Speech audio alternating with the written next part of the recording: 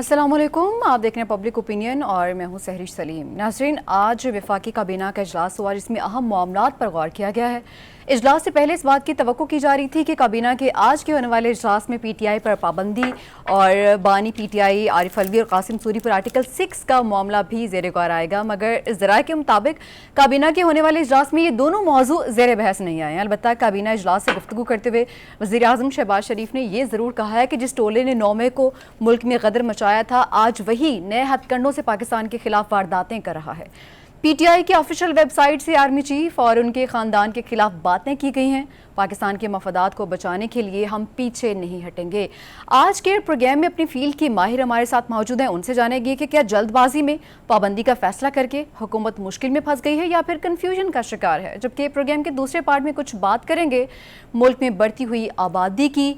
पाकिस्तान में आबादी बढ़ने की शरह 2.55% है, जो कि इस खित्ते में सबसे ज़्यादा है। अगर ये शरह इसी तरह ही रही तो 2050 में पाकिस्तान की आबादी दुगनी हो जाएगी। एक जानिब आबादी तेज़ी से बढ़ रही है तो दूसरी जानिब वसाइल में कमी आ रही है, जो यकीनन एक बहुत बड़े ख़तरे की घंटी है। और अगर इसी मसले को हंगामी बुनियादों पर नहीं उठाया गया, नहीं संभाला गया तो पाकिस्तान के लिए बहुत से मसाइल पैदा हो सकते हैं। आबादी को कंट्रोल करने के लिए किन इक़दामात की ज़रूरत है, आज हम इस पर भी बात करेंगे। प्रोग्राम में हमारे साथ पैनल मौजूद है। रिजवान रज़ी साहब स्टूडियोज़ में मौजूद हैं, डॉक्टर फ़ारूक सलीम हमें ज्वाइन करेंगे, अनवर रज़ा और आरिफ चौधरी माहिर कानून हमारे साथ इस्लामाबाद स्टूडियो से मौजूद हैं। सबसे पहले रज़ी साहब मैं आपसे शुरू करूंगी। फाइनली काबीना का इजलास आज हो गया है और हमें लग रहा था जिस पर बात की जाएगी इस पर बात नहीं हुई है। PTI पर पाबंदी के हवाले से बहुत से मामला ज़ेर गौर आए हैं, लेकिन PTI पर पाबंदी के हवाले से कोई बात नहीं हुई। इसके साथ साथ आर्टिकल 6 का मामला भी सामने आना था, हम वेट कर रहे थे, लेकिन इस पर बात नहीं हुई है। हमें क्यों लग रहा था? क्योंकि हमें कुछ जिस तरह से मैं अर्ज करने लगा हूँ, हमें कुछ टीवी एंकर ने बताया था, हमें कुछ तजिया नगारों ने ट्वीट्स किए थे, हमें इसलिए लग रहा था। जब इसकी तहकीक की गई तो पता चला कि ये दोनों आइटम कभी एजेंडे पे थे ही नहीं।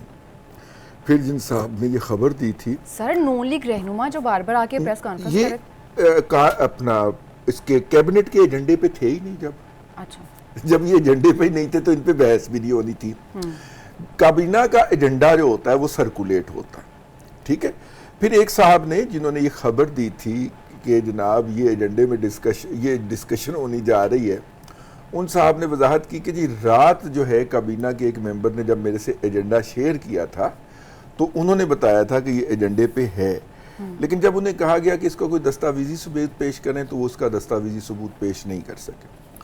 तो ये वो है ना जो आईना देखने वाले तेरे सदके जाऊं, खुद ही सिंगार किया, खुद ही कहा सुबहान अल्लाह।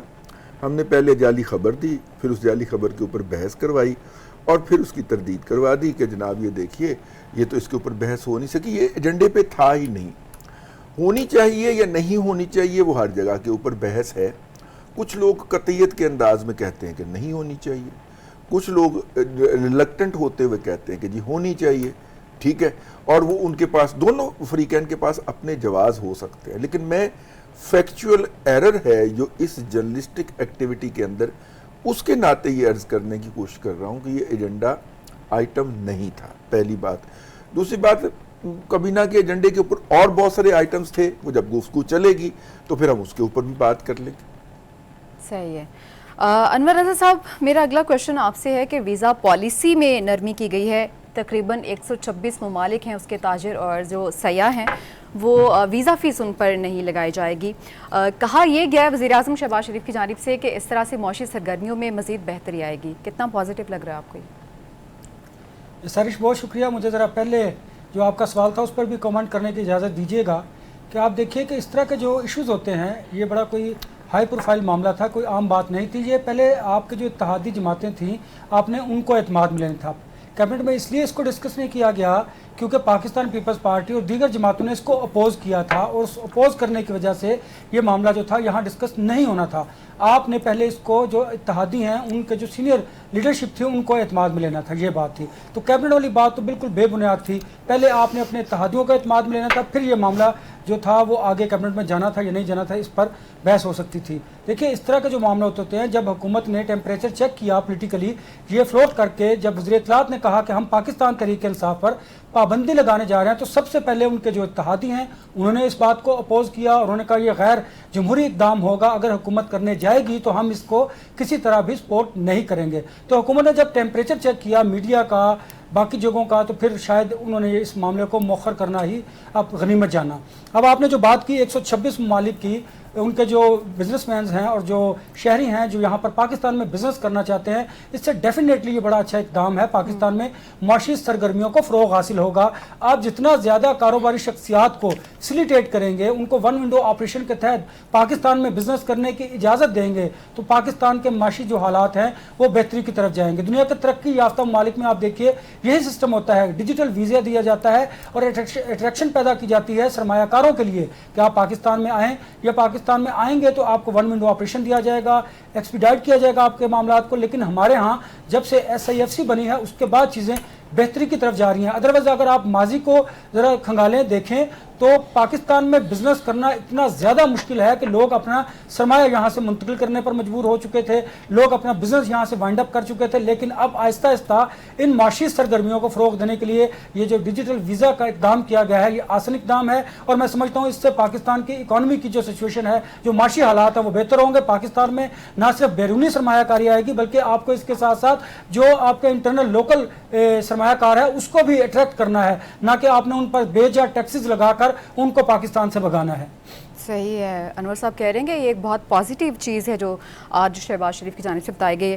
ڈاکٹر صاحب, شہباز شریف صاحب نے آج کے اجلاس میں یہ بھی کہا کہ اجتماعی کاوشوں سے مخلوط حکومت نے جو درپیش چیلنجز سے ان پر قابو پایا ہے. ایک تو آپ ہمیں وہ چیلنجز بتائیں گے جس پر قابو پایا گیا ہے, اور دوسری بات انہوں نے اس بات کا بھی اعتراف کیا ہے کہ غریب عوام جو ہے پاکستان کی, وہ ایک متوسط طبقہ جو ہے وہ اس وقت شدید مشکلات کا شکار ہے. ایک جانب وہ اعتراف بھی کر رہے ہیں اور ایک جانب وہ یہ بھی کہہ رہے ہیں کہ معاشی چیلنجز پر قابو پایا جو ہیں ان میں اپنا اپنا وزن ہے. جی. لیکن پہلے جو رضوان صاحب کہہ رہے تھے, انور صاحب کہہ رہے تھے, پی ٹی آئی کی پابندی, اس میں آپ سمجھے کہ مسالہ زیادہ ہے. پی ٹی آئی کے حوالے سے, پابندی کے حوالے سے فیصلہ تو ہونا ہے طاقت والے گھر پہ, چاہے وہ کابینہ کی ایجنڈے پہ ہو یا نہ ہو. جو چیز سمجھ ہی نہیں آ رہی ہے وہ یہ ہے کہ بانی پی ٹی آئی کا جو گول ہے وہ بالکل کلیئر ہے کہ وہ وزیر اعظم بننا چاہتے ہیں. اب وہ وزیر اعظم کا گول جو رکھا ہے انہوں نے اور وہ جو بننا چاہتے ہیں, اس کے لیے جو حکمت عملی اپنا رکھی ہے کہ پہلے اسٹیبلشمنٹ کو برا بھلا کہیں اور پھر اسٹیبلشمنٹ سے یہ امیدیں باندھ لیں کہ انہی سے ہم نے مذاکرات کرنے ہیں اور وہی مجھے وزیر اعظم بنائیں گی. تو یہ حکمت عملی ان کو میری نظر میں تو اپنے گول سے دور کر رہی ہیں, نزدیک نہیں کر رہی. تو فیصلہ تو جو ہے وہ کابینہ کے اندر تو میرے خیال میں نہیں ہونا, وہ کئی طاقت والے گھر میں ہونا ہے, اور جب ہونا ہوگا تو آپ کو اور مجھے پتہ چل جائے گا.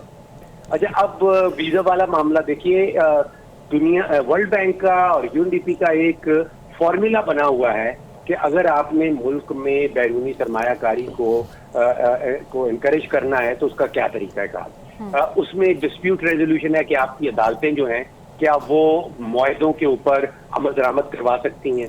آپ کے ہاں بجلی کا کیا ریٹ ہے, آپ کو آپ کے ہاں اگر ایک کمپنی رجسٹر کروانی ہو تو اس کو کتنے دن لگ جاتے ہیں. آپ کے ہاں جو ٹیکس کا معاملہ ہے وہ کتنا بوجھ ڈالتا ہے ٹیکس پیئرز کے اوپر. اس میں کہیں یہ ویزوں والی جو شرط ہے یہ میں نے نہیں دیکھی ہے. تو شاید کوئی نئی چیز ہمیں یاد کر رہے ہیں کہ اگر ویزے کھل جائیں گے تو پاکستان میں شہد اور دودھ کی نہریں بہنے لگیں گی. ایسا پہلے تو تاریخ میں ہوا نہیں.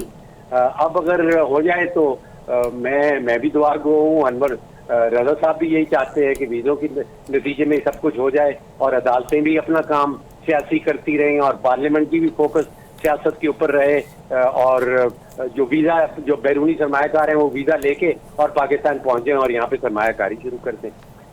دیکھیے جو چیلنجز کی آپ بات کر رہے ہیں، حکومت کے نزدیک سب سے بڑا فقدان جو ہے وہ ڈالرز کا فقدان، کہ ہم ایکسپورٹ بہت ساری کر دیتے ہیں، ایکسپورٹ اتنی ہوتی نہیں، امپورٹ بے تحاشا ہو جاتی ہے، اور پھر وہ جو خسارہ ہے تجارت کا وہ رہ جاتا ہے، وہ حکومت کے پاس ڈالر شارٹیج ہو جاتے ہیں، اور پھر ہم مجبوراً IMF کے پاس جاتے ہیں. یہ بہت بڑا چیلنج ہے.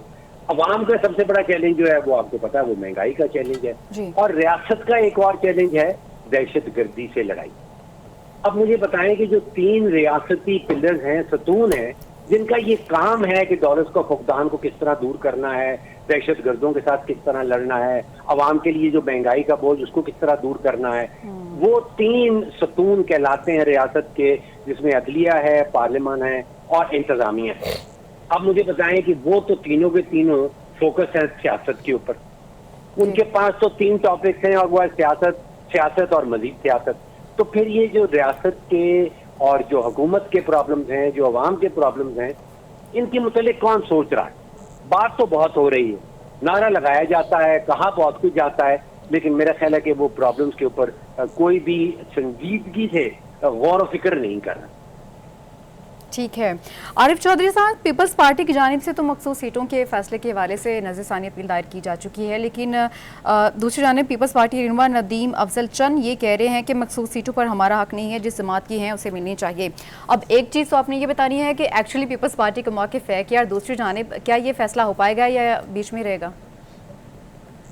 دیکھیں، بہت شکریہ آپ کا. بہت اچھی بات ڈاکٹر صاحب نے کی تھی، فاروق صاحب نے، کہ انہوں نے کہا یہ ساری باتیں کہنے سننے کی ہوتی ہیں، اصل فیصلے جو ہیں کہیں اور ہوتے ہیں، اور یہ میرے خیال ہر ایک کو پتہ بھی ہے کہ فیصلہ کس نے کرنا ہوتا ہے. تو یہ ایک آئی واش یا سموک سکرین ہوتی ہے، سامنے آپ کو نظر آ رہے ہوتے ہیں کہ یہ چہرے ہیں. اور میں تو بعض اوقات یہی درخواست کرتا ہوں ان سے جو چہرے لانے والے ہیں کہ آپ نے جب یہ چہرے متعارف کرائے تھے تو اس کے بعد پھر کیا ضرورت ہے کہ ہر معاملے میں آپ آ کے خود اپنے آپ کو متنازع بناتے ہیں اور اس طرح کی باتیں کرتے ہیں جس سے یعنی آپ کے خلاف نفرت پیدا ہوتی ہے. تو پھر کاٹنے دیں یہ فصل انہی کو جنہیں آپ نے بویا ہے اور جو تیار ہوئے ہیں پودے جو بہار میں آئے ہیں، تو انہیں کرنے دیں، فیس کرنے دیں. تو جہاں تک اس بات کا تعلق ہے کہ اس وقت پاکستان کے اندر یعنی جو پیپلز پارٹی کا رول ہے، اور پیپلز پارٹی وہ تو بہت ایک ایسا رول ہے کہ جہاں موقع ملتا ہے وہ اپنا ایک سیاسی کلاؤڈ کریٹ کرنے کی کوشش کرتے ہیں، اپنے آپ کو جمہوری ثابت کرنے کی کوشش کرتے ہیں. پھر جب اس کے بعد اپنے مفادات کی بات آتی ہے تو پھر وہ گورنمنٹ کے ساتھ ہو جاتے ہیں، اس کا ساتھ دیتے ہیں. یعنی ان کا سٹانس تو پہلی دفعہ، اس سے پہلے کبھی ایسا تھا نہیں. بہت زیادہ لوگ تعریف کیا کرتے تھے میرے سمیت کہ ہم سمجھتے تھے کہ یار کم از کم ایک پولیٹیکل پارٹی جو ہے وہ ان کے کچھ پرنسپلز ہیں اور ان پرنسپلز پر وہ چلتے ہیں. تو اور جمہوری بھی انہیں کہا جاتا تھا. لیکن اب تو ان کا پرنسپل صرف ایک ہے کہ جہاں موقع دیکھو وہاں جا کے اپنا نشانہ جو ہے وہ لگا دو. اور ایک بات جو میرا تو اتنا بڑا فیلڈ نہیں ہے لیکن میں آپ کو معیشت کے بارے میں اور یہ جو ویزوں کے بارے میں آپ کو عرض کر دوں کہ یہ جو انویسٹر ہوتا ہے یہ آبی پرندے کی مانند ہوتا ہے. اور آبی پرندے جو ہیں وہ وہاں آتے ہیں جہاں انہیں آب و دانہ ملے، اور جہاں آب و دانے کے علاوہ وہاں قریب قریب کوئی فائر کی آواز نہ آئے، وہاں وہ آ کے محفوظ اپنے آپ کو سب محسوس کرنا شروع کرے، وہاں وہ آنا شروع کر دیتے ہیں. اور آہستہ آہستہ اگر وہاں فائر کی آوازیں آنا شروع ہو جائیں تو وہ آبی پرندے اڑ جاتے ہیں. تو اب سب سے پہلے تو یہ دیکھنا ہوگا ہمارے دوستوں کو، اور خاص طور پر وہ لوگ جو اس اقتدار میں ہیں اور معیشت کو مضبوط کرنے کی بات کرتے ہیں، کہ کیا انہوں نے ایسا ماحول کریٹ کیا ہے. اور ایک فیکٹر جس کی طرف شاید نہیں نشاندہی کی گئی کہ سب سے زیادہ امپورٹنٹ یہ بات ہوتی ہے کہ انویسٹر یہ دیکھتا ہے کہ آپ کے ملک میں انصاف کا نظام کیسا ہے، کہ جب اس نے پیسے لگانے ہیں اور اس کے بعد رول آف لا جو ہے کیا وہ وہاں موجود ہے، اور لا اینڈ آرڈر کی سچویشن صحیح ہے، اور عدالتیں انصاف دے رہی ہیں. یہ بہت امپورٹنٹ ہوتا ہے، چونکہ اگر وہ انویسٹ کرتا ہے اور اس کی انویسٹمنٹ ڈوب جاتی ہے اور پھر اس کے بعد ساری زندگی وہ دھکے کھاتا رہے اور اس کی کوئی سنوائی نہ ہو، اور اگر وہ تھانے جائے، پولیس کے پاس جائے، تو جو آج کل چائنیز کے ساتھ جس طرح کی سچویشن ہو رہی ہے، میں بطور وکیل کے اس کو دیکھ رہا ہوں، اس طرح کی سچویشن میں پھر لوگ نہیں آتے. تو میں یہ سمجھتا ہوں ہم سب کی خواہش ہے کہ پاکستان میں انویسٹمنٹ آئے. اور اس کی ایک مثال میں آپ کو عرض کر دوں کہ میں ایک دفعہ ملائیشیا میں گیا تو اس وقت مجھے ایک دوست نے کہا کہ جی آپ باہر نکل آنا, ٹیکسی اندر سے نہ لینا. میں غلطی سے باہر اتنا نکل گیا کہ آگے پولیس والے کھڑے تھے, تو وہ پولیس والے مجھے بجائے پکڑنے کے یا پریشان کرنے کے, انہوں نے فوری طور پر مجھے کہا کہ جی آپ بتائیں آپ جانا کہاں چاہتے ہیں. وہ اپنی گاڑی پہ بٹھا کے مجھے واپس وہاں لے کے آئے جہاں مجھے ٹیکسی مل سکتی تھی. اور میں نے ان سے کہا کہ جی آپ اتنی خدمت میری کیوں کر رہے ہیں. تو ان کا سوال آپ کے ناظرین کے لیے اور ہمارے دوستوں کے ساتھیوں کے ساتھ لیے بڑا امپورٹنٹ ہے. اس نے مجھے, پولیس والے نے کہا جی کہ آپ ہمارے لیے روزی کا ذریعہ ہیں, آپ لوگ جو آ رہے ہیں ہمارے لیے رزق لے کے آ رہے ہیں, تو اب ہمارا فرض ہے کہ ہم آپ کی عزت کریں اور آپ کو اس طرح کا ماحول دیں کہ آپ سمجھیں کہ یہاں بہت اٹریکٹیو سچویشن ہے. تو آپ کو جب تک اوورآل یہ فضا آپ پیدا نہیں کرتے, اور اگر کوئی باہر سے آ جاتا ہے اور آ کے دیکھتا ہے کہ یہاں تو جناب ہڑتالیں ہیں, یہاں تو جلوس ہے, راستے بند ہیں, پروٹوکول کے لیے راستہ بند ہے یا جلوسوں کے لیے راستہ بند ہے, اور ایک دوسرے کے خلاف لڑ رہے, تو وہ ویزا لے کے کیا کرے گا؟ یعنی ویزا لے کے بلکہ ہماری بدنامی زیادہ ہوگی کہ وہ آ کے یہ چیزیں ہماری دیکھیں گے. تو اس لیے سب سے پہلے ہمارے حکمرانوں کو جو بھی ہیں انہیں یہ کرنا چاہیے کہ ایسی فضا رول آف لا کی قائم کریں اور انصاف جو ہے وہ سب کو ملے, اور پھر آپ دیکھیں یہ ساری چیزیں جو ہے ان کا ایک کمپیکٹ ہوتی ہیں. آپ کو اس کو آئسولیشن میں نہیں لے سکتے کہ جی ویزے آپ نے جاری کر دیے تو لوگ آ کے انویسٹ کرنا شروع کر دیں. بالکل ایسا ہی ہے. اسی پر سے مجھے یاد آیا کچھ دن پہلے مفتی تقی عثمانی صاحب گفتگو کر رہے تھے, انہوں نے یہ کہا کہ چاہیے تو یہ ہے حکومت کو کہ سہولیات تو دیں تاکہ باہر کے لوگ جو ہیں وہ پاکستان آئیں, وہ انٹرسٹڈ تو ہوں, ضروری تو نہیں ہے کہ انویسٹ کرنے کے لیے آئیں, وہ سیاح بھی آ سکتے ہیں, ان کو اس طرح کی سہولیات تو میسر ہوں جس سے وہ خوش ہوں, دوبارہ آئیں اور بار بار آئیں. آپ نے مجھ سے یہ بات کی. دیکھیے پاکستان کے اندر بہت پرانی ویب سائٹس ہیں, پرانی سائٹس ہیں جو ہے وہ ریلیجس ٹورزم کی. سکھوں کے مقدس 3 مقامات ہمارے پاس ہیں, اس کے بعد ہندوؤں کے کٹار مندر اور اس طرح کے اہم ترین مطلب کہ ان کی عقیدے کے مطابق رام کا آنسو گرا تھا اور جھیل بن گیا تھا, وہ جھیل یہاں پہ ہمارے پاس جہلم میں ہے. اس کے بعد اگر آپ بدھاز کی بات کریں تو بدھا کا تو احیاء ہی ٹیکسلا سے ہوا تھا, اور سب سے پرانا پگوڈا جو ہے ان کی عبادت گاہ وہ ٹیکسلا کے اندر ہے. دیکھیں ایک بات مجھے سمجھ نہیں آئی, اور میں ڈاکٹر فاروق صاحب کی توجہ چاہ رہا ہوں. سر اگر تو ہم کسی سرمایہ کار کو لانا چاہتے ہیں اور وہ سرمایہ کار جو ہے وہ 5,000 روپے 10,000 روپے 50,000 روپے اتنی کی فیس ہوتی ہے نا سر ویزے کی, اگر وہ اتنی فیس دینے جوگا نہیں ہے تو میں معذرت چاہتا ہوں, پھر وہ انویسٹمنٹ کرنے جوگا بھی نہیں ہے. یہ بنیادی طور پہ مسئلہ ہے ان ایکسپیٹریٹ پاکستانیوں کا کہ انہیں ہر دفعہ پاکستان آنا, جو نیشنلٹی ترک کر چکے ہیں پاکستان کی, انہیں ہر دفعہ پاکستان آنا پڑتا ہے تو ویزا لینا پڑتا ہے, یا اگر وہ لانگ ٹرم ویزا لگواتے ہیں تو ان کو بہت بھاری فیس دینا پڑتی ہے.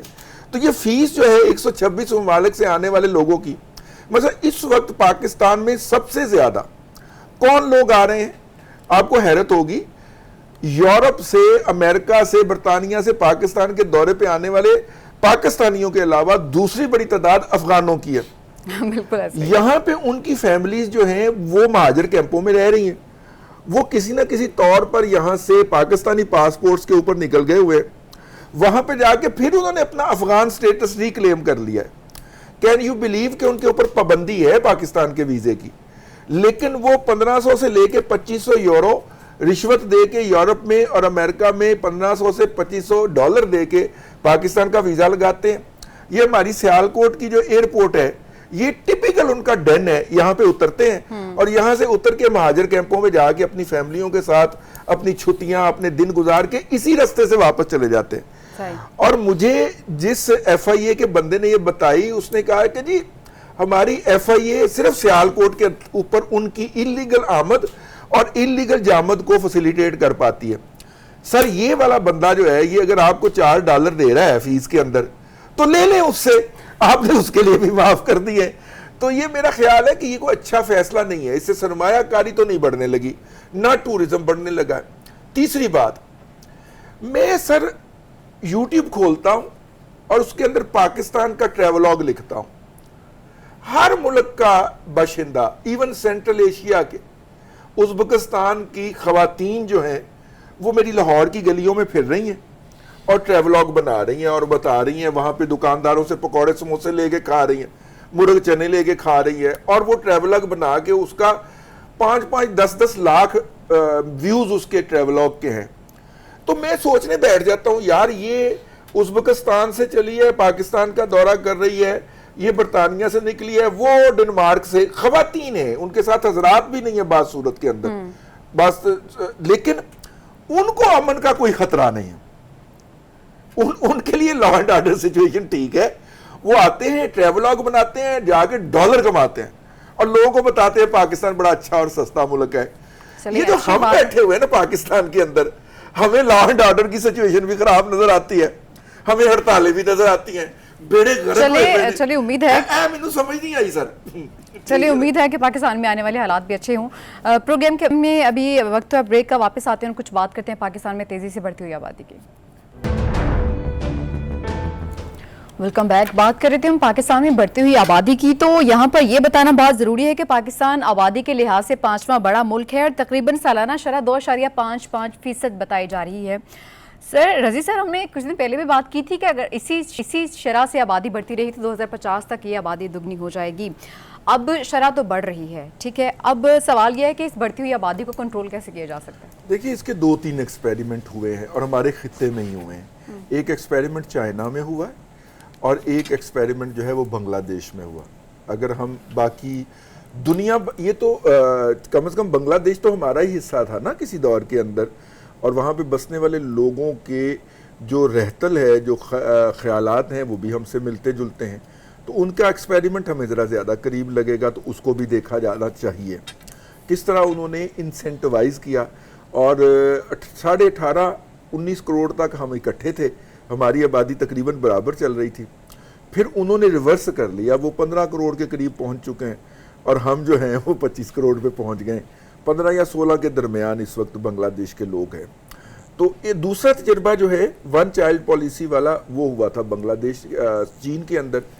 لیکن 1 چائلڈ پالیسی نے بنگلہ دیش کے اندر اس وقت ڈیزاسٹر کریٹ کر دیا ہے, اور ان کو جو ریکوائرڈ ورک فورس ہے وہ نہیں مل پا رہی ہے. اب وہ فار ایسٹرن نیشن سے لوگ امپورٹ کر رہے ہیں, کسی جگہ پہ دلہے امپورٹ کر رہے ہوتے ہیں, کسی جگہ پہ دلہنیں امپورٹ کر رہے ہوتے ہیں اپنے جیسے ممالک سے نا, ہینے مینے جس طرح کے وہ فار ایسٹ کے اندر پائے جاتے ہیں انہی ممالک سے. اور وہ 1 چائلڈ پالیسی تو بیک فائر کی ہے, ان کی انڈسٹری کے لیے بندہ دستیاب نہیں ہے, ان کی سوسائٹی کو, ان کی سویلائزیشن کو آگے چلانے کے لیے لوگ دستیاب نہیں ہیں. تو یہ دو تجربے ہیں ہمارے پاس جن میں سے کسی کو ریپلیکیٹ کیا جا سکتا ہے. جس سپیڈ سے ہم آبادی بڑھ رہے ہیں, آپ امریکہ کا فنڈ, آپ امریکہ کا بجٹ لے آئیے, آپ ان لوگوں کو صحت کی سہولتیں فراہم نہیں کر سکتے. اور جس سپیڈ سے ہم بڑھ رہے ہیں, آپ برطانیہ کا ایجوکیشن کا بجٹ لے آئیے, آپ ان لوگوں کو ایجوکیشن کی سہولتیں فراہم نہیں کر سکتے, پرائیویٹ اور پبلک پارٹنرشپ کے ساتھ بھی فراہم نہیں کر سکتے. یہ ایک بہت خوفناک بوم ہے, اور یہ نیوکلیر بم سے زیادہ خوفناک بم ہے. یہ پاپولیشن بم جو ہے, ہم اس کی اہمیت کو بھی محسوس نہیں کر پا رہے. سر یہاں پہ میرے ذہن میں یہ بات آ رہی ہے کہ اگر ہم اپنے ملک کو ایکول سمجھیں, دیکھیں تو لاہور میں کتنی سہولیات ہیں, بڑے شہروں میں اس طرح کی چیزیں ہیں, لیکن چھوٹے شہروں کو بھی رخ کرنا چاہیے. وہاں کی آبادی کو کس طرح سے آپ سہولیات دے سکتے ہیں, وہاں کے تعلیمی ادارے کیسے بہتر بنا سکتے ہیں, یہ تو خیر حکمرانوں کو چاہیے کہ لاہور سے باہر نکل کے بھی دیکھیں. انور صاحب, بڑھتی آبادی تو سامنے آ رہی ہے, لیکن وسائل کیسے بڑھائے جا سکتے ہیں؟ ہمیشہ میں آپ سے ایک کویشچن کرتی ہوں, آج پھر میں آپ سے یہ پوچھوں. دیکھیے سر, سب سے پہلے تو ہمیں آبادی پر قابو پانے کے لیے رائے عامہ ہموار کرنی ہے. وہ کس طرح کی جائے گی؟ سیاستدانوں کے ذریعے, آپ مائک کے ذریعے, ٹی وی کے ذریعے, ملا کے ذریعے بتایا جائے گا کہ اگر آپ آبادی پر قابو نہیں پائیں گے تو ہمارے ملک کی آئندہ آنے والے برسوں میں کیا سچویشن ہوگی. جب آپ لوگوں کو آگاہ کریں گے, میں سمجھتا ہوں رائے عامہ ہموار کریں گے, لوگوں کو انفارم کریں گے, باشعور ہوں گے لوگ, تو پھر وہ سمجھیں گے کہ ہمیں آبادی پر خود سے قابو پانا ہے. دوسری بات بڑی کہ آپ نے ٹھیک کہا کہ ہمیں اپنے وسائل بڑھانے پڑیں گے. دیکھیے ابھی تو ہم ترقی پذیر ممالک سے بھی ان کی لسٹ میں بھی شاید نیچے ہوں گے. نہ تو آپ کے پاس ہیلتھ کی سہولیات ہیں, نہ ایجوکیشن کی سہولیات ہیں, نہ آپ کے پاس رہنے کے لیے گھر ہیں, مکانات ہیں, اور نہ ہی آپ کے پاس फूड है, ना ही आपके पास आइंदा आने वाले बरसों में शायद उस तरह पानी भी होगा। संगीन मसाइल का हमें सामना है। उससे बहुत बड़ा मसला जो है ये आबादी का है। बढ़ती हुई आबादी को रोकना हुकूमत के लिए इतना ज़रूरी है कि आप देखिए कि हम करते क्या है कि जब कोई मसला हद से ज़्यादा तजावुज़ कर जाता है, बढ़ जाता है, तो फिर उसका तदारुक के लिए, उसको कंट्रोल करने के लिए इक़दाम किए जाते हैं। तो मैं समझता हूँ हुकूमत को अब से ही एक मैसिव किस्म की मुहिम चलानी चाहिए, लोगों को बताना चाहिए, इसके लिए तमाम जो इक़दाम हैं वो बुरे कार लाने चाहिए। अदरवाइज़ 10 बरस गुजरेंगे तो फिर जब हुकूमत ये करेगी तो मेरा ख्याल है कि फिर शायद पाकिस्तान के हालात इसी तरह होंगे जो आज माशी हालात हैं। इसलिए आबादी को कंट्रोल करने के लिए फौरी तौर पर आपको हंगामी बुनियादों पर इक़दाम करने की ज़रूरत है। ठीक है अनवर साहब, मौसर कैंपेन्स करने की आप बात कर रहे हैं, इसमें तो बाकायदा जहन साजी चाहिए, जहाँ पर हम देखते हैं कि जो मौशी तौर पर जो तबका कमज़ोर होता है उसके बच्चे हमें ज़्यादा दिखाई देते हैं कि उनको खुद पता नहीं होता कि हम तो इनको पहना नहीं सकते, इनको खिला नहीं सकते, तो फिर हमारे बच्चे जो हैं वो आबादी बढ़ा रहे हैं। हम इवन उनको स्कूल नहीं भेज सकते हैं, बाकायदा खुराक नहीं मिलती है, लेकिन इसके बावजूद 10-10 बच्चे एक ख़ानदान में होते हैं। हाँ, बात आपकी बिल्कुल दुरुस्त है। देखिए ये इससे एक एजुकेशन ना होना भी बहुत बड़ी बात है। हमारे यहाँ माशरे में एक सोच लिया जाता है कि अगर बच्चे होंगे तो हम उन्हें मदारिस में भेज देंगे, वहाँ पर वो खाना भी खाएंगे, वहाँ पर वो कुरानी तालीम भी हासिल करेंगे। देखिए ये ताल्लुक़ है एजुकेशन के साथ। हम अपने बच्चों को बड़ा आसानी से जब उनकी पैदाइश हो जाती है और अगर गुर्बत हो तो ये कहकर मदारिस में भेज देते हैं कि ये वहाँ पर कुरानी तालीम भी हासिल करेंगे और वहाँ पर खाना भी खाएंगे। देखिए ये बड़ा सितम ज़रीफ़ी है। हमारे यहाँ सियासतदान, ताकतवर तबकात ये लोगों को बताते हैं, उनकी जहन साजी करते हैं कि आपने दीन की तरफ जाना है और दीन में आपको गुर्बत भी मिलेगी। ये हमारे लिए तो, उन गरीब लोगों के लिए तो है, लेकिन वो अपने लिए ऐसा नहीं है। अपने उनके बच्चे जो हैं वो अमेरिका, कनाडा, लंदन में पढ़ते हैं और हमारे लिए दीन आ जाता है, गरीबों के लिए दीन आ जाता है, उनको ऐसा डिट्रैक किया जाता है। देखिए ये जहन साजी की जाती है। आपने एजुकेशन जो है उसको बढ़ाना है, जब तालीम होगी, जब आपको शऊर होगा कि नहीं ये गरीब के लिए इस्लाम नहीं है, ये इस्लाम अमीर और गरीब के लिए बराबर है। ये बच्चे जो गरीब के हैं वो मदारिस में नहीं, मदारिस में जाना कोई बुरी बात नहीं है, लेकिन ये जो सोच है हमने इस सोच को बदलना है। वो कैसे बदली जाएगी? वो तालीम के ज़रिए बदली जाएगी, वो एजुकेशन के ज़रिए बदली जाएगी। वो लोगों को बताया जाएगा कि इस्लाम बड़ा फ्लेक्सिबल मज़हब है, उसमें बड़ी जिद्दत भी है। उसमें यह कतई नहीं कहा गया कि आप सिर्फ कुरान पाक की तालीम हासिल करें और दुनियावी तालीम हासिल ना करें। जो सोच है वो सोच एजुकेशन के ज़रिए सैरिश जब बदली जाएगी तो मैं समझता हूँ कि ये हालात आहिस्ता आहिस्ता बेहतरी की तरफ जा सकते हैं। ठीक है डॉक्टर साहब, आबादी में इजाफा तो हो ही रहा है, लेकिन हम आवाम को किस तरह से मोटिवेट कर सकते हैं मुआशी तौर पर मुस्तहकम होने के लिए? देखिए हम लोग जो यहाँ बैठे हैं भाषण दे रहे हैं, हमने अपने तो बच्चे पैदा कर दिए बेशुमार, अब हम दूसरों को चाह रहे हैं कि जी वहाँ आप आबादी पे कंट्रोल करें। अच्छा देखिए मनफी पहलू बहुत सारे कवर कर लिए हमने जी। आबादी के हवाले से एक मस्बत पहलू भी सामने आता है और उसको कहा जाता है, उसकी तरफ रिजवान साहब ने ब्रीफली जिक्र किया, वर्किंग एज पॉपुलेशन कहा जाता है उसको। देखिए दुनिया के किसी भी मुल्क की आबादी को आप दो हिस्सों में बांट सकते हैं। एक कहलाती है वर्किंग एज पॉपुलेशन, यानी कि वो वाली आबादी जो काम करती है और वो अमूमन 15 साल से ऊपर और 64 साल से नीचे। तो 15 और 64 साल के दरमियान जो आबादी कहलाती है वो वर्किंग एज पॉपुलेशन कहलाती है। और जो 15 साल से छोटे हैं और 64 साल से बड़े हैं उनको डिपेंडेंट पॉपुलेशन कहा जाता है, यानी कि वो काम करने के काबिल नहीं है, वो जीडीपी में कंट्रीब्यूट नहीं कर सकते। अब एक तारीखी जो इवेंट है वो मैं आपके सामने रखता हूँ कि दुनिया में जिस मुल्क की वर्किंग एज पॉपुलेशन बढ़ी है, जिस तरह पाकिस्तान की बहुत तेजी से बढ़ रही है वर्किंग एज पॉपुलेशन, ये 1960 में हुआ, चीन में हुआ, जापान में हुआ, साउथ कोरिया में हुआ, ताइवान में हुआ, और वहां पे हमने देखा कि माशी तरक्की और वर्किंग एज पॉपुलेशन का एक बड़ा गहरा ताल्लुक था। जिन मुल्कों में वर्किंग एज पॉपुलेशन तेजी से बढ़ी उनकी माशी तरक्की भी बड़ी तेजी से बढ़ी, लेकिन उसकी दो शराइत हैं। दोनों शराइत का रजी साहब ने जिक्र किया, तालीम और सेहत।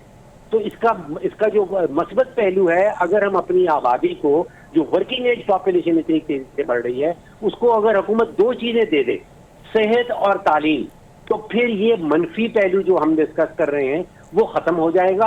और तारीख में 19वीं सदी में यही वाली विंडो ऑफ अपॉर्चुनिटी यूरोप में पैदा हुई कि यूरोप की जो आबादी है, जो वर्किंग एज पॉपुलेशन है, वो बड़ी तेजी से बढ़ रही। तो 20वीं सदी में हमने देखा कि यूरोप सबसे आगे निकल गया। तो this actually is a window of opportunity اگر ہم اس کو فائدہ اٹھانا چاہتے ہیں، جس کو کہتے ہیں ڈیموگرافک ڈیویڈنڈ، اس کو ہم بدل رہے ہیں یوتھ بلج میں، یا وہ پاپولیشن بامب کا جو ذکر کیا شاید انور صاحب نے یا رضی صاحب نے، تو پاپولیشن بامب ہم بدل سکتے ہیں انٹو ڈیموگرافک ڈیویڈنڈ اگر ہم تعلیم اور صحت دے دیں اپنی بڑھتی ہوئی ورکنگ ایج پاپولیشن کو. ٹھیک، اس ایج گروپ میں جانے کے لیے سر انسان کی نیت ہونا بھی تو بہت ضروری ہے. ہم دیکھتے ہیں جہاں پر سہولت دی جا رہی ہوتی ہے تعلیم کی، وہاں پر لوگوں کا پڑھنے کا دل نہیں چاہتا. اب سارا ملبہ ہم گورنمنٹ پر تو خیر نہیں ڈال سکتے، ہمیں یہ بھی تو دیکھنا ہے کہ لوگوں کے ذہن میں کیا ہے، کیا وہ آگے بڑھنا چاہتے ہیں، کیا وہ پڑھنا چاہتے ہیں یا اپنے بچوں کو پڑھانا چاہتے ہیں. عارف صاحب، بڑھتی آبادی اور کم ہوتے وسائل ظاہر سی بات ہے پاکستان کے لیے تو اس وقت مشکلات کا باعث بن سکتے ہیں، لیکن آپ کیا سمجھتے ہیں کیونکہ قانون لاگو ہونا چاہیے آبادی کو کنٹرول کرنے کے لیے؟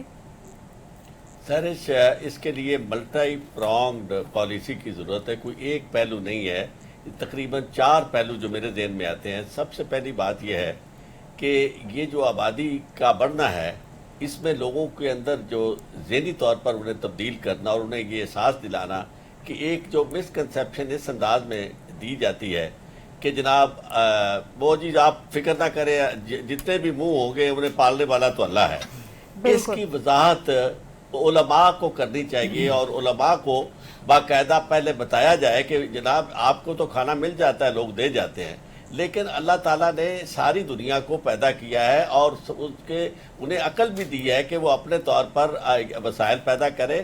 اپنے جتنے منہ ہیں اتنے ہاتھ بھی دیے ہیں، اور وہ ان ہاتھوں کا کام اس کے ذریعے کام کر کے منہ تک خوراک پہنچانا بڑا ضروری ہے. ایک بات یہ ہو گئی کیونکہ یہ جو 2 ملک ہیں جہاں ہماری طرح کی مذہبی ان کی صورتحال ہے، جس طرح رضی صاحب نے بنگلہ دیش کا حوالہ دیا، تو بنگلہ دیش ہماری طرح کا ملک ہے، اور لیکن وہاں انہوں نے ان کے علماء نے بھی بڑا رول پلے کیا ہے. اور اس کے ساتھ ایک ملک ہے ایران نے بھی اپنی آبادی کو بڑا کنٹرول کیا ہے، اور اس میں بھی ان کے علماء کا بڑا رول ہے کہ انہوں نے لوگوں کو یہ بتایا ہے کہ یہ آبادی کو کنٹرول کرنا کوئی غیر اسلامی بات نہیں ہے.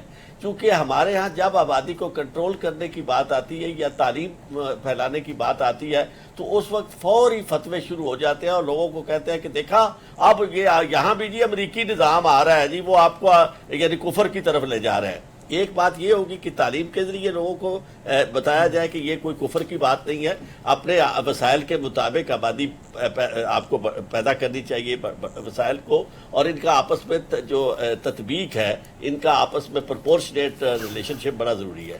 اور دوسری بات جو اب اس کے ساتھ ساتھ اور امپورٹنٹ ہے وہ یہ ہے کہ آپ کو کچھ قانون سازی بھی کرنی چاہیے.